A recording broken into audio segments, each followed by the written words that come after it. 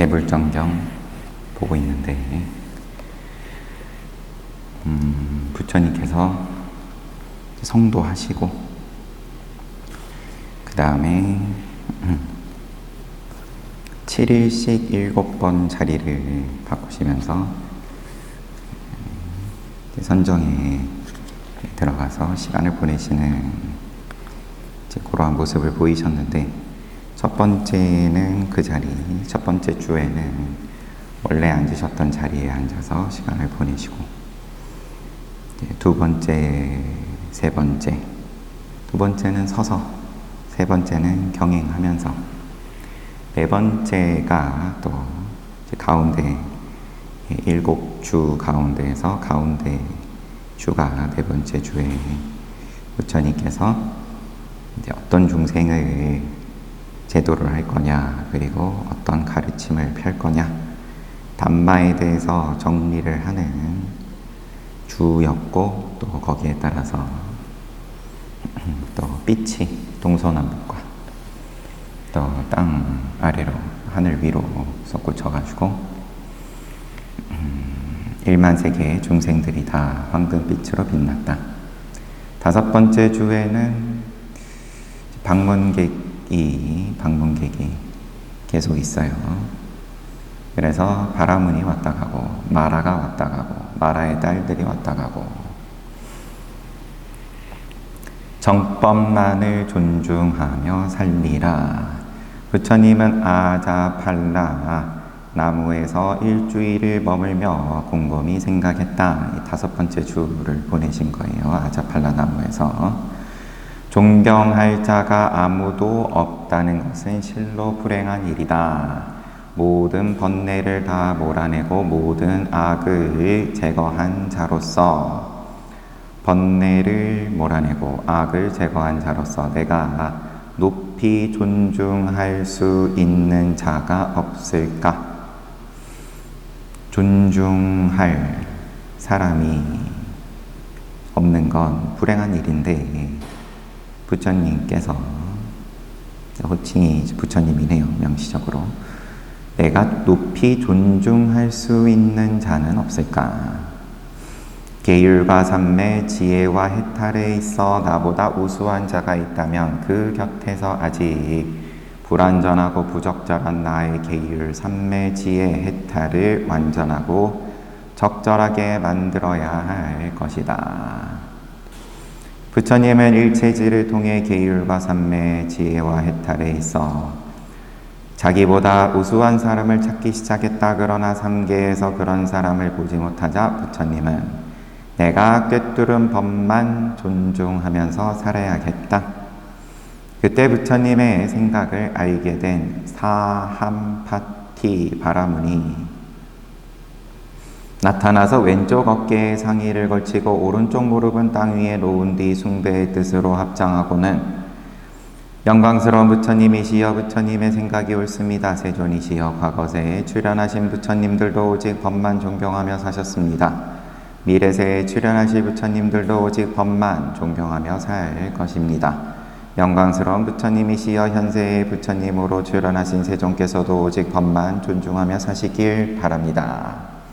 개송으로 과거세의 부처님, 미래세의 부처님, 그리고 현재의 부처님은 많은 존재의 슬픔을 없애신 분이네. 과거, 현재, 미래의 모든 부처님들이 정법을 존중한 것은 부처님들의 법성이네. 그러므로 스스로 위대하기를 원하는 자는 부처님의 가르침을 기억하며 정법을 귀중히 여겨야 하네. 정법을 존중했다. 사람을 존중할 만한 자는 찾아도 삼계에 찾을 수가 없었고, 부처님의 입장에서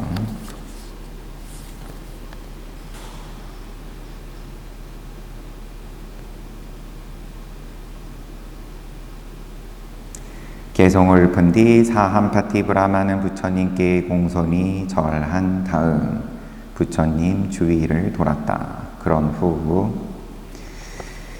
여긴 지금 브라만으로 바뀌었어요. 바라문으로 시작을 하더니 이 단어를 혼용을 해서 원래 쓴 건지, 그런데 하늘 세계에 있는 브라만들하고 부처님 태어나셨을 때 수도다나 대왕이 108명의 바라문을 뽑아가지고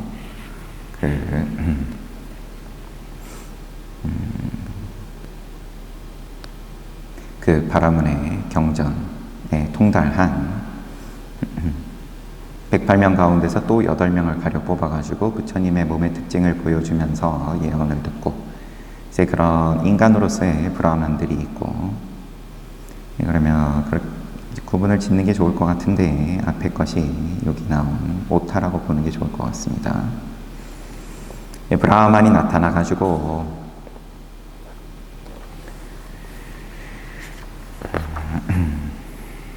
과거의 모든 부처님, 미래의 새 부처님, 그리고 현재의 부처님도 정법을 존중하는 것이 부처님들의 법성입니다. 이러한 이상한 일이 아니다. 사람을 찾아도, 존중할 만한 사람을 찾아도 없는 것이 이상한 일이 아니다. 사람을 존중하지 않고 법을 존중하는 것이 이상한 일이 아니다. 불행한 일이 아니다. 이런 이야기를 하는 거겠죠. 사함파티 브라만이 권청한 내용을 완전히 파악하였고 부처님께서 그것이 자신에게 꽤 어울리는 일임을 알게 되었다. 그리하여 부처님은 자신이 깨달았던 법에만 귀의하며 살게 되었다. 그래서 요 아자 팔라 나무 아래에서 보내신 5번째 일주일에서는 이렇게 이런저런 입장들이 다녀갔다. 6번째 무찰란다 호수에서의 일주일, 아자팔라 반얀 나무 아래에서 법을 성찰하며 7일을 보낸 뒤 부처님은 그곳을 떠나 위대한 보리수의 동쪽 가까이에 있는 무찰린다 나무를 향해 자리를 옮겼다. 무찰린다 나무 아래에서 부처님은 아라한과의 축복을 누리며 다리를 맺은 채 7일간 앉아 있었다. 그때 때 아닌 큰 비가 7일 동안 내렸다. 큰 비가 내리자 호수 밑에 있는 용의 세계를 지배하던 아주 강력한 무찰린다 용왕은 이렇게 생각했다.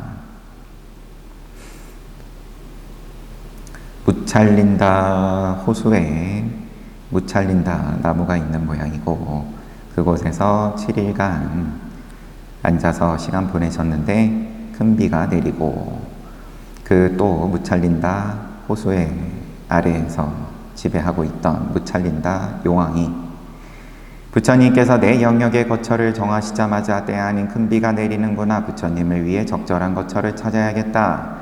그 용왕은 대단히 강력했기 때문에 혼자 칠보로 된 큰 궁전을 지을 수도 있었다. 그러나 용왕은 보배로 된 큰 궁전을 지어 부처님께 바친다 해도 큰 이익이 없다. 내 몸으로 직접 부처님을 섬겨야겠다 라고 생각했다. 무찰린다 용왕은 자신의 몸을 아주 거대하게 만들어 부처님 주위를 7겹으로 감쌌다. 그리고 목 주위를 자신의 목의 주위를 넓게 펴서 부처님의 머리 부분을 덮었다. 그리하여 부처님은 추위, 더위, 각다기, 모기, 파리 등으로부터 어떤 피해도 입지 않았다. 이런 식으로 부처님은 무찰린다 용왕이 7겹으로 둘러싸 만든 공간 안에서 머물렀다. 부처님은 일주일 동안 아라한과의 축복을 누리며 너무 좁지 않은 향기로운 방 안에 머무는 것처럼 7일을 보냈다. 마지막 날이 되자 하늘이 매우 높아졌으며 구름도 사라졌다. 용왕은 더 이상 부처님을 둘러싸고 덮고 있을 필요가 없음을 알았다. 그리하여 용의 모습을 버리고 잘생긴 청년의 모습을 한 채 합장한 자세로 부처님 앞에 섰다. 그때 열반 축복을 누리는 자에게는 그가 어디서 머물든 즐거움이 일어난다. 이러한 사실을 깨달은 부처님은 그 기쁨을 주체할 수 없어 다음의 감응어를 읊었다. 법을 듣고 법을 보고 혼자서도 만족함은 즐거움이도다. 생명에 대해 조심하여 해치지 않음도 세상의 즐거움이다. 여러 애욕을 극복하고 세상에서 탐착을 제거함도 즐거움이다. 내가 있다는 교만심을 누를 줄 아는 것이 세상의 즐거움이다. 여섯 번째 주는 아주 딱 용왕의 보호를 받으면서 철저하게 혼자서 시간 보내셨다. 네 가지의 착에서 떨어져 있는 열반은 축복이다. 네 가지 도지를 성취하여 만족한 사람, 해안으로 법을 깨달은 사람, 해안으로 법을 꿰뚫었거나 네 가지의 착이 사라진 열반 또는 알만한 가치가 있는 법을 본 사람이 있다. 그가 분노를 일으키지 않고 오직 자비만 펼치는 것은 이 세상의 축복이다. 폭력과 잔인함에서 벗어난 브라만들의 실천법인 동정심을 수습하는 것은 축복이다. 탐착에서 벗어나게 하는 지혜를 일으키고 애욕을 제거한 성스러운 불환도가 이 세계에서 축복이다.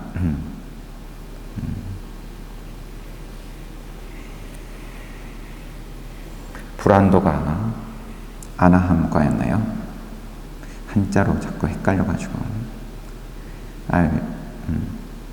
아나함과입니다. 수다원과가 뭐였죠? 사다함이 일례과고 한 번 온다. 불환과는 안 온다. 내가 있다는 이기주의적인 관념을 완전히 제거한 아라한과가 있고, 그러한 아라한과야말로 실로 모든 유위법 중에서 최상의 즐거움이다. 이 말이 조금 유위법 중에서 최상의 즐거움이다. 아마도 의역을 좀 하면 유위법으로서도 최상의 즐거움이다. 아라한과를 이룬다는 것을 무위법으로서 이 책에서 이야기가 앞서서 좀 있었는지 잘 기억이 없어요.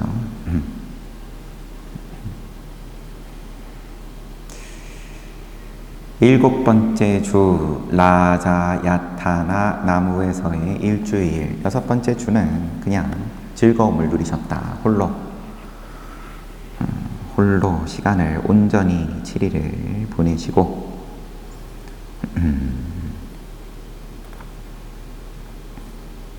희열을 만끽하셨다.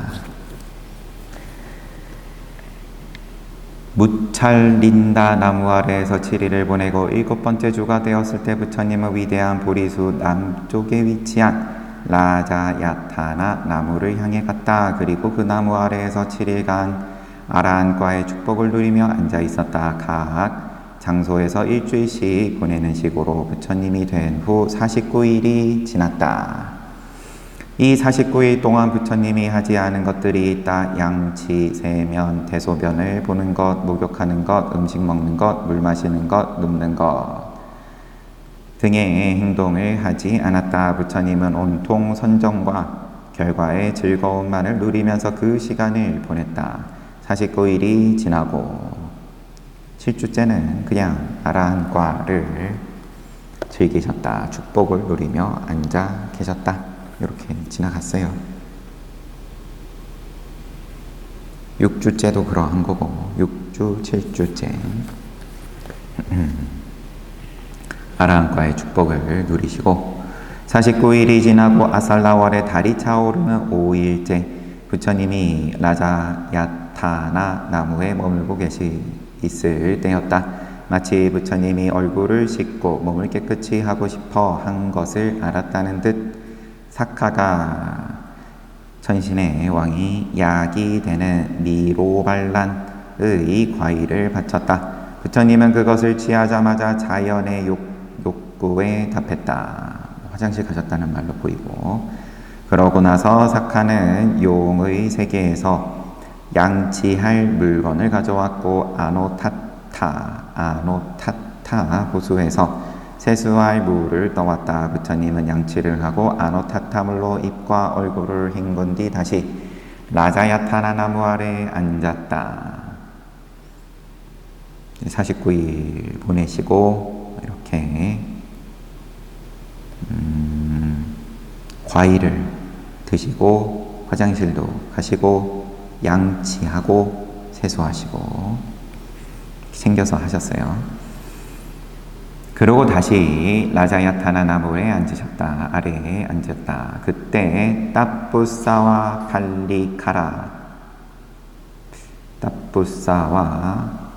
발리카라는 두 형제가 장사를 하기 위해 500대의 진마차를 끌고 우칼라자 나파다에서 맛지바데사로 여행하고 있었다. 그들이 라자야타나 나무 근처의 큰 길에 접어들었을 때였다. 그 길은 평평하고 물도 없는데 갑자기 진마차들이 진흙에 빠진 것처럼 멈춰 서버렸다.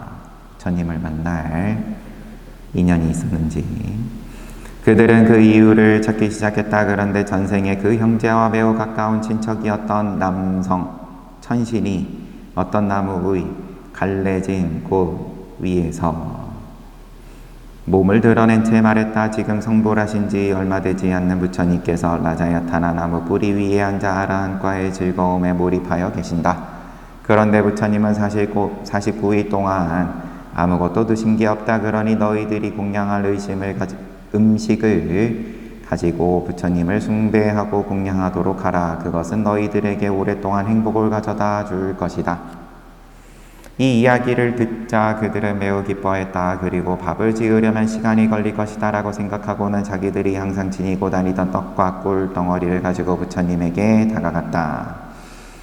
그러고는 공손하게 절을 올리고 적절한 장소에 앉은 뒤 말했다. 세존이시여, 저희가 바치는 음식을 받으십시오. 그렇게 되면 저희들은 오랫동안 행복을 누릴 것입니다. 솔직해요. 저희가 바치는 공양을 드십시오. 그러면 저희들은 오랫동안 행복을 누릴 것입니다. 앞서 말한 대로 부처님이 출가하면서 가티카라 브라만에게서 받은 그릇은 수자따가 우유쌀죽을 공양 올릴 때 사라진 상태였다. 그때 이미 그릇이 없었다. 처음 출가하면서 받으셨던 바루는 고행하시는 중에 없어지고, 고행하실 땐 공양을 거의 안 하셨으니까 우유쌀죽 받을 때는 황금 그릇으로 드시고, 그리고 호수였는지 바다였는지 밑바닥에 용왕의 궁전에 가서, 과거 전생 강이었군요. 이제 강에 이제 그릇이 깔아앉아서 용의 왕궁에 가서 앞서서 부처님들께서 사용하셨던 황금 그릇 밑에 가서 포개졌다고 나왔던 것 같은데, 여튼 같이 모였다. 부처님은 잠시 생각에 잠겼다. 부처님들은 맨손으로 음식을 받은 적이 없다. 이 형제가 바치는 음식을 어떻게 받아야 하는가? 부처님들은, 그러니까 과거 부처님들께서는 어떠한 방식을 쓰셨나? 돌이켜보시고 이런 부처님의 생각을 알고 사천왕, 즉 다타라타, 위룰라카, 위루파카, 쿠웨라가 각각 푸른 돌로 된 4개의 그릇을 바쳤다. 그러나 부처님은 그것을 거부했다. 그러자 다시 사천왕은 초록 콩의 색깔을 띤 돌로 만든 4개의 그릇을 바쳤다. 부처님은 이 4개의 그릇을 받아 그것들을 차곡차곡 쌓더니 이들이 단지 하나의 그릇이 되게 하라고 결의했다. 우리가 바로 그릇 4개를 사용하는 게 또 뭔가 의미가 있는 모양입니다.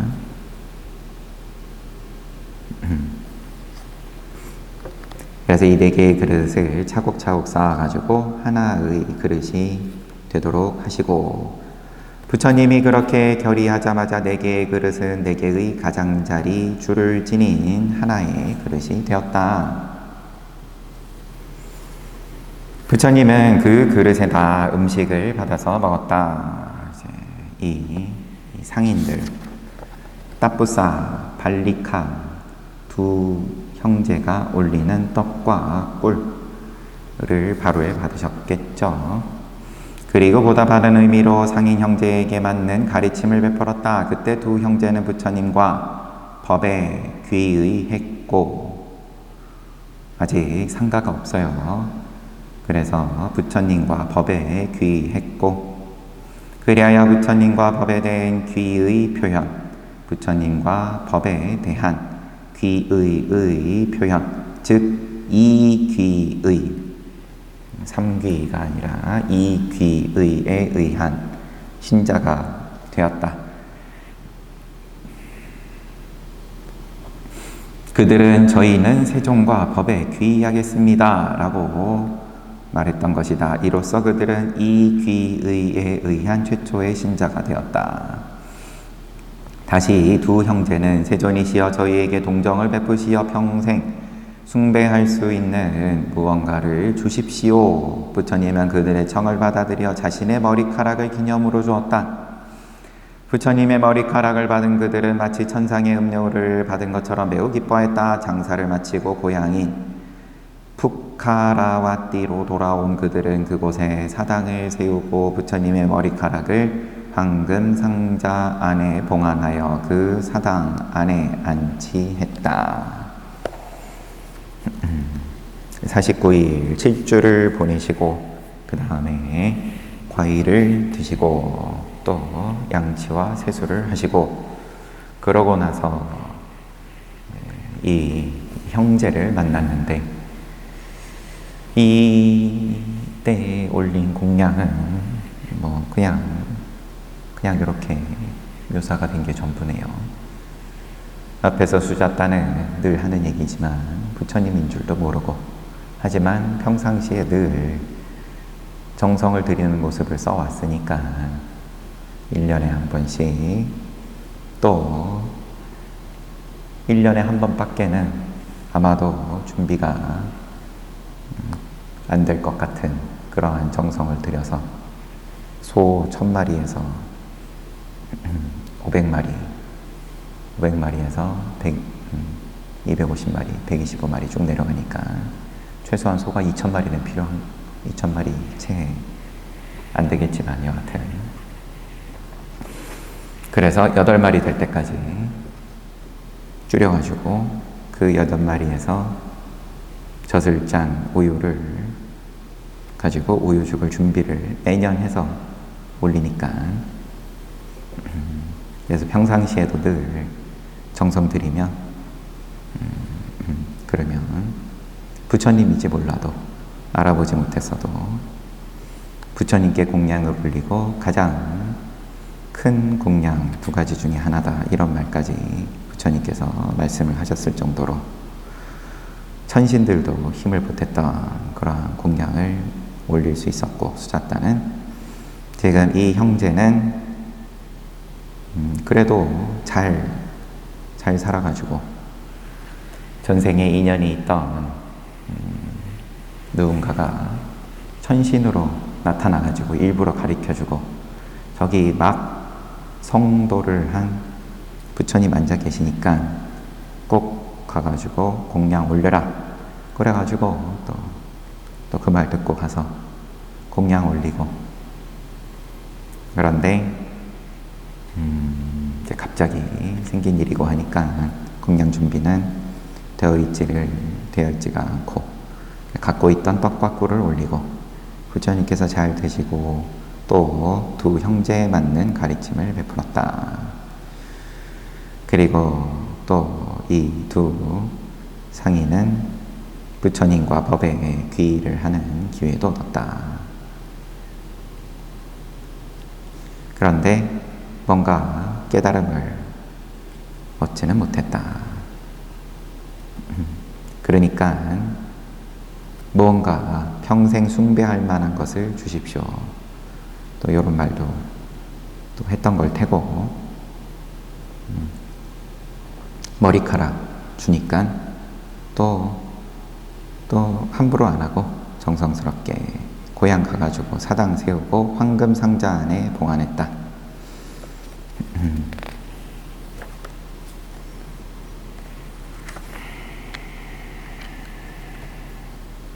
부처님께서 머무신 곳에 대해서 이렇게 살펴보고, 그 다음에 이제 9장은 초전법륜이네요.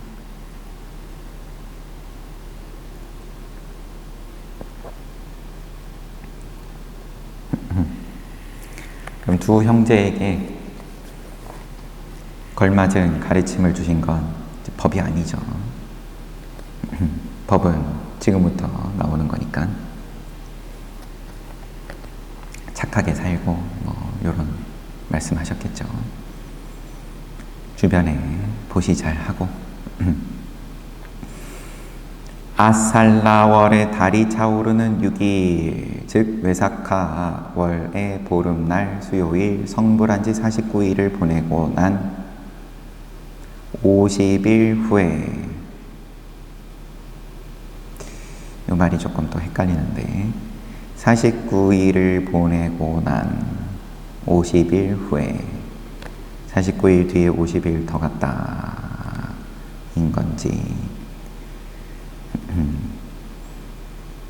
아니면 성불하시고 50일 후에 부처님은 라자야타나 나무 아래에서 일어났다.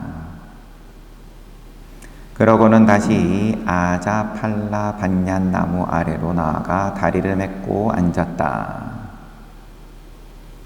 5주째 보내셨던 아자팔라 반얀나무로 다시 가셨어요.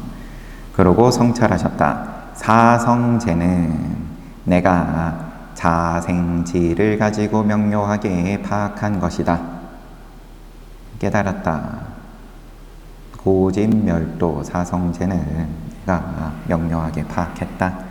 마치 저 깊은 곳에서 땅을 유지시키는 물덩어리처럼 심오하다. 또한 거대한 수미산으로 덮여있는 겨자씨와 같이 보기 어려우며 동물의 꼬리털 끝으로 다른 꼬리털을 100갈래 쪼개는 것만큼 알기 어렵다. 학자들은 논리학적인 사유로 탐구할 수 있는 법이 아니다. 그것은 진정으로 평화로우며 진정으로 고상한 것이다. 논리학자들이 논리적인 사유로 탐구할 수 있는 법이 아니다. 이 법은 진정으로 미묘하니 올바른 수행을 한 슬기로운 사람만 파악할 수 있다. 그런데 모든 중생들은 두 가지 측면에 집착한 채 그곳에서 즐거움을 찾는다. 중생들은 엉뚱한 데서 즐거움을 찾는다. 5가지 애욕의 대상물에 집착하고 5가지 애욕이 주는 기쁨에 집착한다. 대상에 집착하고 또 그 대상으로 인해서 발생한 애욕에 집착한다. 이런 2가지 집착을 통해 즐거움을 찾으려는 중생들은 실제 연기법을 파악할 수 없다.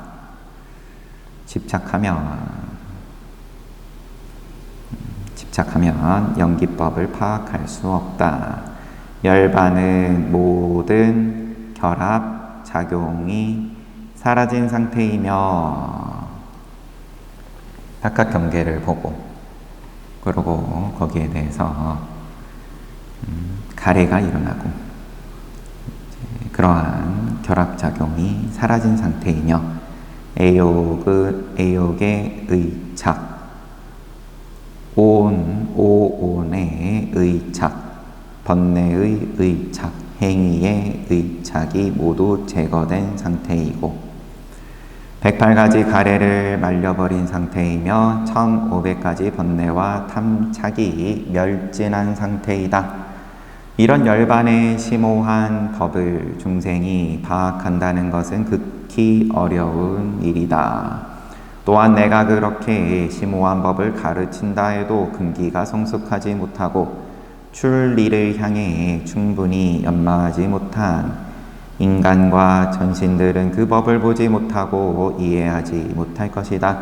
그러한 천신과 인간들에게 법을 가르친다는 것은 나에게 있어 피로와 고가를 의미할 뿐이다. 그냥 노골적으로 말씀하셨어요. 못 알아먹으니까 얘기해봤자 피곤해. 이에 더해 부처님의 상속심에는 두 수의 개송이 뚜렷이 나타났다. 나는 어렵게 도달했네. 그러나 지금 드러낼 수 없네. 탐착 분노에 억눌린 자들은 이 법을 엄만히 쉬이 깨달을 수 없네. 이렇게 한 수.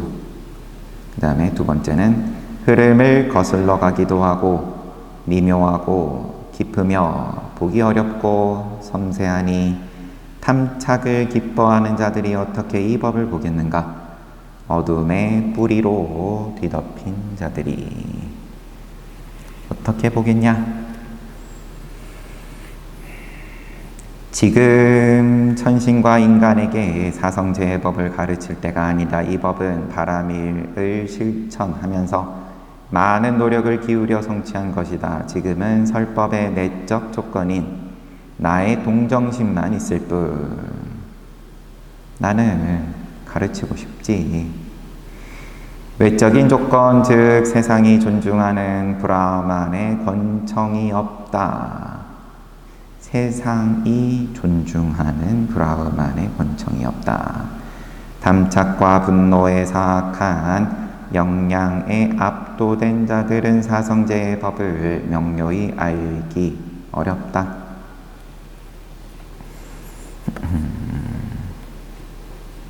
내적 조건, 나의 동정심, 부처님의 동정심. 외적인 조건은 브라만의 권청. 외적인 조건이 없다. 무명의 어둠에 덮인 채 지혜의 눈이란 없으며 애욕, 존재, 견해의 탐착에 덮여있는 모든 천신과 인간은 훌륭한 사성제의 법을 볼 수 없다. 실로 이 법은 미묘하며 심오하고 보기 어려우며 미세하다. 또한 윤회의 흐름을 거슬러 열반에 이르게 한다. 이렇듯 부처님이 설법을 하지 않으려 했던 것은 다음의 세 가지 이유로 간추릴 수 있다.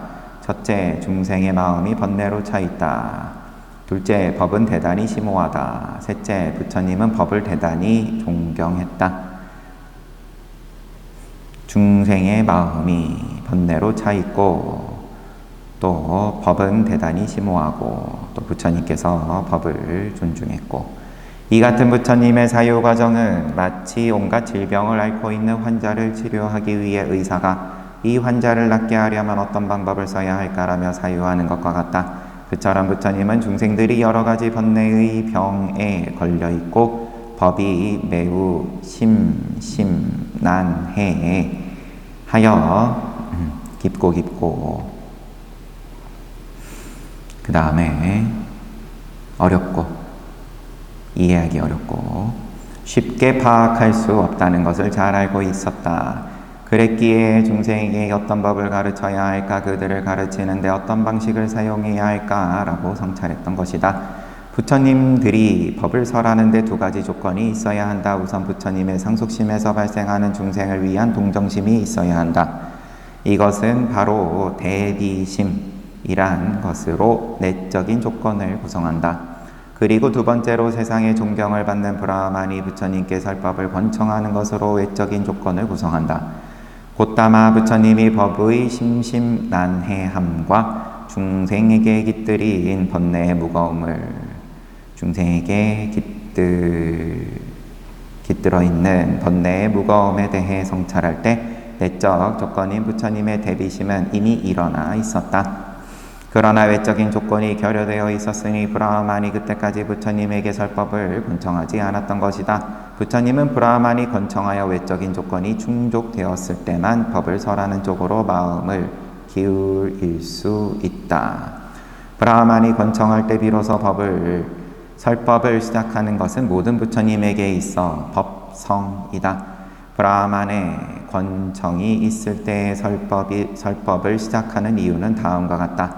부처님 교화시가 아닐 때, 즉 부처님이 출현하기 전에는 제가자, 고행자, 사문, 바라문 등 덕 있는 자들은 오직 브라흐만을 숭배하고 존중한다. 그러므로 그처럼 존중받는 위대한 브라흐만이 부처님에게 절하며 존중의 예를 표한다면 이는 온 세계가 그렇게 하는 셈이 된다. 그리하여 외적 조건인 브라흐만의 권청이 있을 때만 부처님은 법을 설할 마음이 생기는 것이다. 그리고 이어지는 것이 사함파티 브라흐만의 권청. 앞에서 부처님께서 존중할 만한 사람이 세상에 없다는 것은 불행한 일이다 하면서 살펴봤지만 3계에 찾지 못하시고 그래하면서 법만 존중하자, 존경하자 이렇게 말씀을 하시는데 나타났었던 사함파티 브라흐만, 그때 잠시만요 앞에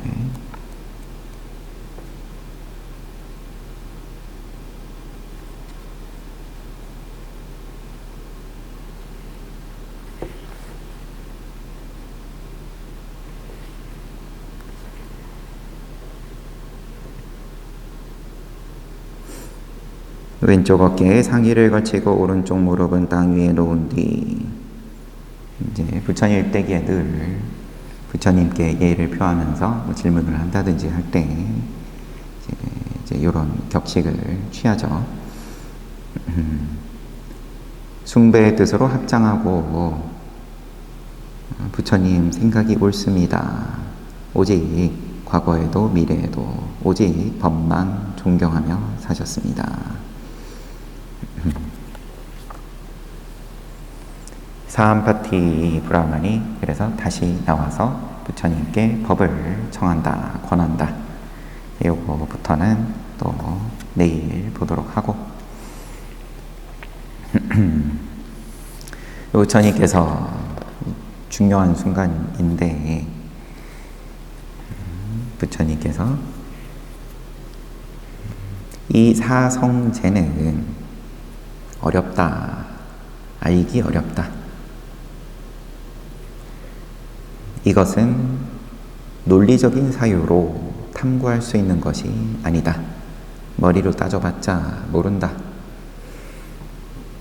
그런데 중생들은 늘 대상물에 집착하고 또 애욕이 주는 기쁨에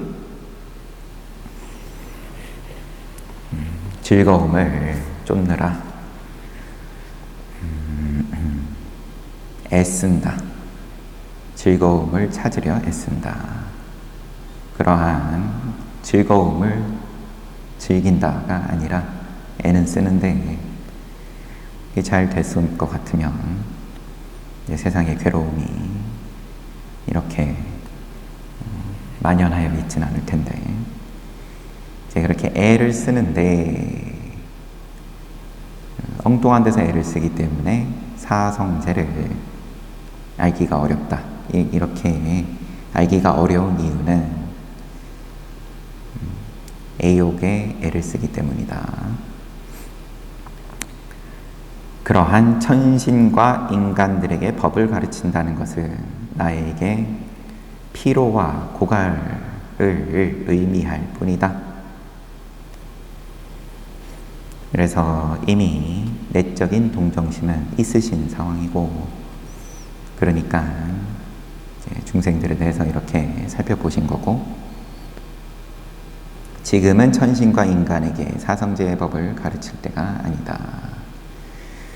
처음에 부처님께서 도솔천에 계시면서 이 세상에 놔두실 때입니다 하고 권했던 게 브라흐만과 천신들인데 그때는 둘이 어떤 같은 입장으로서 부처님께 이제 권했는데, 지금 법을 펴는 데 있어서는 천신들도 이제 자격이 없는 거예요. 천신들도 즐거움을 찾는데 애쓴다. 인간도 그러하고, 천신과 인간들 다 사성제 못 알아들으니까 법을 들을 자격이 없다. 그런데 이제 브라마는 그래도 이제 권할 자격이 이제 있어가지고 부처님께 이제 그래도 법을 설하셔야 됩니다라고 그 이유를, 근거를 이야기를 하겠죠. 무턱대고 청할 수도 있고, 뒤에 이제 궁금하시면 내일 또 오시면 돼요.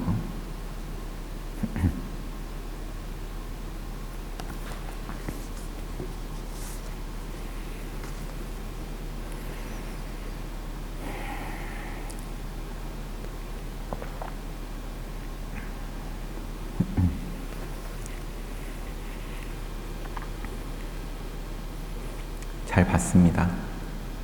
그리고 지금 이 책 보는 거는 계속 또 유튜브에도 올리고 있고,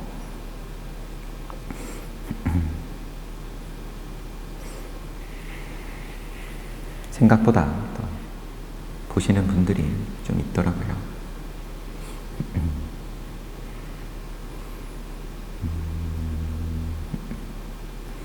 사성제에 대해서 그러면 이제 다르게 표현하면 사성제를 온전히 이해를 하는 게 곧 깨달음이고, 아라한과를 눈 여는 거고, 사성제는 이제 괴로움이 뭐냐, 괴로움의 원인이 뭐냐, 그리고 분명히 소멸된다, 그리고 소멸하는 길이 있다. 그런데 이제 괴로움인 줄 모르고 즐거움을 찾으려고 애를 쓴다. 그리고 기대를 하고, 내가 벌써 점수를 주는 거죠. 점수 주는 게 가래다. 괴로움의 원인이다. 내가 매기는 점수대로 절대로 안 돌아가니까. 점수를 크게 줬다가 안 되면 실망해도 가래지만, 거꾸로 점수를 작게 주고, 이것도 역시나 가래다. 비하하고, 스스로를 비하하든 남을 비하하든 점수 주는 행위 자체가 처음부터 내가 있다, 유아로부터 이제 뿌리를 두고 있는 건데, 유아에 그런 줄 알면 된다.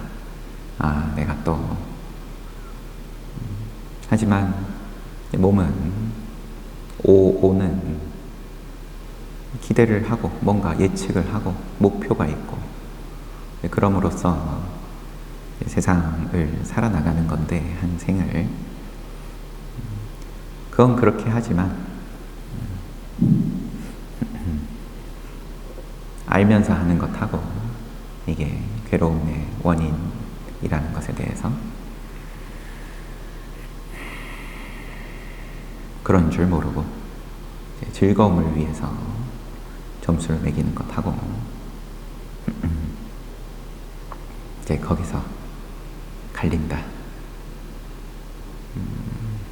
여러분들께서 이미 다 그래도 맛을 보셨으니까, 물론 깜빡깜빡할 때야 없지 않을 수 있는 거지만, 사성제에 대해서 고가 뭔지, 집이 뭔지,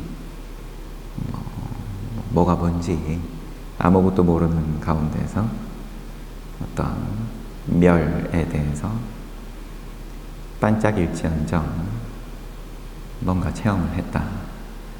그리고 또 곧 있으면 또 그 맛을 보기 위한 프로그램이